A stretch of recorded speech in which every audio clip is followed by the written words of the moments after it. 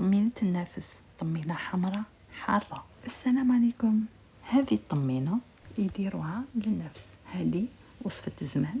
كاين ناس مازال دركا محافظين على هذو العادات. الطمينة هذه تطيح الحليب، نجوزو بسم الله نديرو الوصفة. نحكمو سميد مويه، نحطو له العكري باش يعطيلو اللون، والفلفل الدريس باش يجي حار، لازم تاكدوا بلي يكون حار. نديرو الملح والزيت ونخلطو كيما نديرو مثقبه ولا ديري فطير.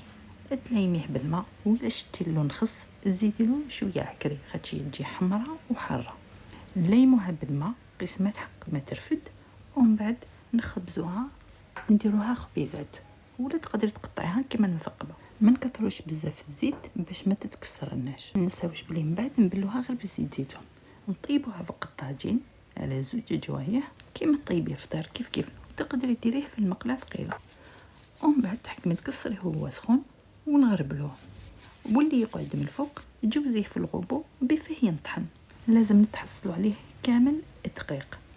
نحطيه في مقله وتعاودي تحمصيه شويه وهو سخون. كي تنحيه نحطوا له مغرفه تاع الحرور، نخلطوه مليح. والوقت اللي نبداو نحبسو نقدمو النفسه نحطوا لها شويه سكر ونبلوها بزيت زيتون. هي ما تجيش مشمخه بزاف وما تجيش ناشفه.